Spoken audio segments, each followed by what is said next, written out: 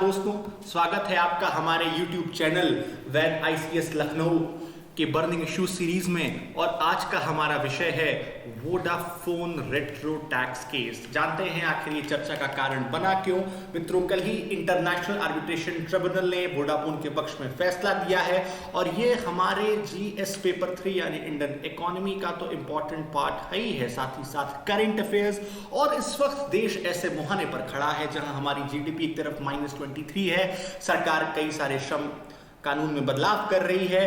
कल ही इससे पहले एक बहुत बड़ी स्पोर्ट्स बाइक कंपनी, जी हाँ, हार्ले डेविडसन ने भी इंडिया में अपने ऑपरेशंस बंद किए और इसी बीच ये फैसला आता है आखिर ये वोडाफोन रेट्रो टैक्स केस का। इसमें इंटरनेशनल आर्बिट्रेशन ट्रिब्यूनल ने वोडाफोन के पक्ष में फैसला दिया। तो प्रश्न उठता है, आखिर ऐसी क्या आवश्यकता पड़ गई कि ये बात इंटरनेशनल ट्रिब्यूनल तक पहुंच गई?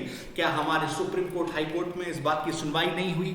और इस पर आरोप लगता है कि इंडिया ने $2 बिलियन का कैपिटल गेन टैक्स की मांग वोडाफोन से करी थी और इंटरनेशनल ट्रिब्यूनल ने अपना ऑबिटर डिक्टा यानी पर्सनल ऑब्जर्वेशन दिया इस फैसले पर और कहा that India's demand in this case was a breach of fair treatment. Bharat पर फेयर ट्रीटमेंट ना करने का आरोप लगाया और साथ ही violation of bilingual investment treaty. तो आखिर ये विपक्षीय निवेश संधि थी क्या? और अब बात एक क्रोनोलॉजिकल ऑर्डर में, जी हाँ, आप जानते हैं वोडाफोन, जिसे हम वोडाफोन कहते हैं, 2007 तक ये हच के नाम से जाना जाता था।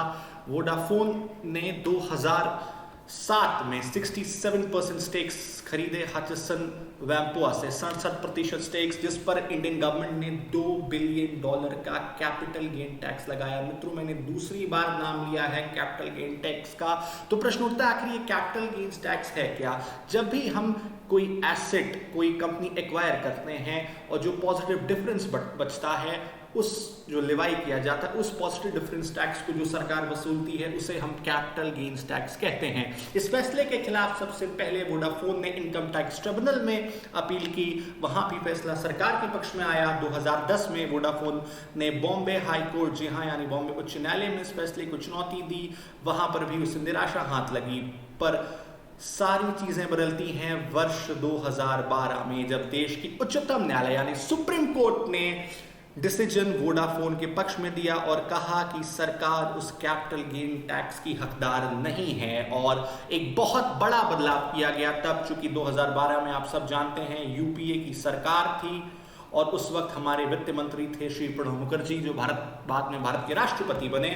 उस साल भारत में फाइनेंस एक्ट में ही एक संशोधन किया और उसे रिट्रोस्पेक्टिव इफेक्ट से लागू किया गया। जी हाँ, यानी वित्तीय कानून में संशोधन किया गया, इनकम टैक्स एक्ट में संशोधन किया गया। एंड रिट्रोस्पेक्टिवली यानी पूर्वव्यापी कराधान, वो एक्ट जो समय से भी पहले लागू किया जा सके, उसको लागू किया।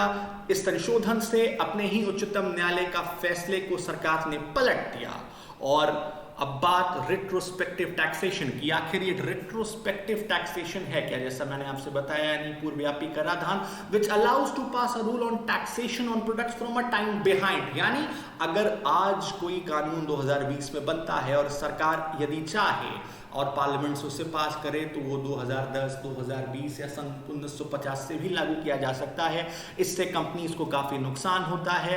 एक प्रकार का लीगल लूपहोल है जिसे बहुत सारे देश इस्तेमाल करते हैं कंपनीज से राजस्व वसूलने के लिए, अपनी आय बढ़ाने के लिए। और सिर्फ भारत ही नहीं, many countries have used this legal loophole, whether it is UK, whether it is US, Canada, Australia. और अब बात उस बायलैटरल इन्वेस्टमेंट ट्रीटी की, यानी वो द्विपक्षीय निवेश संधि थी क्या? मित्रों, 6 नवंबर 1995 को भारत और नीदरलैंड, जी हाँ, नीदरलैंड जो जिसकी कैपिटल एम्स्टर्डम है, उसके साथ भारत ने एक बायलैटरल इन्वेस्टमेंट ट्रीटी की। इस प्रकार की संधियों का उद्देश्य ये होता है कि जो दो देश मिलते हैं, that is the main objective is to promote and protect investment. जी हाँ, ये दोनों देशों की ट्रीटी होती है, वो इन्वेस्टमेंट बढ़ाते हैं, foreign relations, trade relations improve होते हैं। यानी अगर टाटा, जो इंडियन कंपनी है, अगर नीदरलैंड में जाती है तो उससे काफी tax relaxation, tariff relaxation, single window system मिलता है, तो कंपनीज को वहां पर काम करना आसान हो जाता है। The purpose is to promote and protect investment by companies.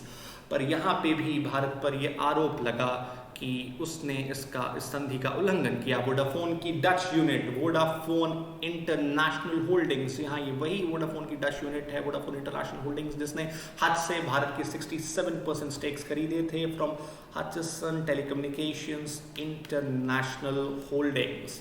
और अब बात आखिर भारत ये मुकदमा इंटरनेशनल आर्बिट्रेशन ट्रिब्यूनल में हारा क्यों? तो जैसा कि सारी चीज़ें स्पष्ट हैं, हमने बाइलिंगुअल इन्वेस्टमेंट ट्रीटी का उल्लंघन किया और इसका जो आर्टिकल 9 है, इसी आर्टिकल 9 पे वोडाफोन ने आर्बिट्रेशन इनिशिएट किया। Vodafone initiated against India under Article 9, which says that fair and equitable treatment is to be given of both the parties of the company of both the countries, यानी जो दो देशों की कंपनियां हैं उनको फेयर एंड इक्विटेबल ट्रीटमेंट मिलना चाहिए, जो नहीं मिला। साथ ही साथ आर्बिट्रल ट्रिब्यूनल ने आदेश किया कि अब भारत को इसके साथ वोडाफोन में और कोई नए कर या नए कैपिटल टैक्स लेने का प्रयास नहीं करना चाहिए, और आदेश दिया that India needs to pay $4.3 million compensation। Bharat पर $4.3 million compensation का भी आदेश वोडाफोन को दिया।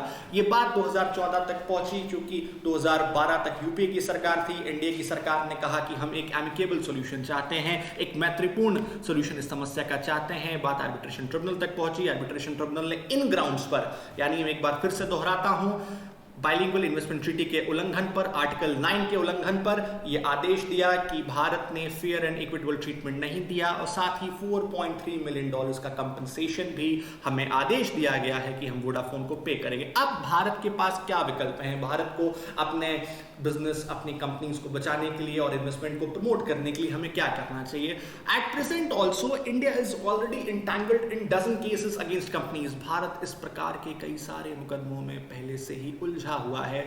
भारत ने अभी फिलहाल तो अपनी बाइलिंगुअल इन्वेस्टमेंट ट्रीटी जो उसकी 50 देशों के साथ थी उनको समाप्त कर दिया है। India has ended 50 agreements of bilingual investment treaty because India was at a huge loss because of this, and at present we want more investment, we want to grow, that our economy should grow at a faster pace। और भारत को एक नए कानून की ज़रूरत है जो foreign investors, foreign investment promote करे, ज़्यादा से ज़्यादा राहतें, रियायतें यानी रिलीफ्स एंड रिलैक्सेशन टैक्सेस पर, टैरिफ्स पर दे, एक सिंगल विंडो सिस्टम हो ताकि हमारी ग्लोबल EDB यानी ease of doing business ranking जो काफ़ी इंप्रूव की है सरकार में, वो और हो सके और हमारी अर्थव्यवस्था को लाभ मिल सके।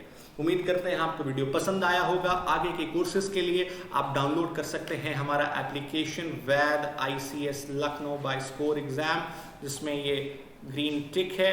साथ ही साथ शुरू हो रहे हैं 5 अक्टूबर से हमारे नए courses for UPSC 2021 in both the mediums, यानी भाषीय माध्यमों में हमारे यहाँ पढ़ाई होती है, and for UPPSC 2021 optional papers में भी हमारे यहाँ public administration, political science, geography, history, zoology and botany.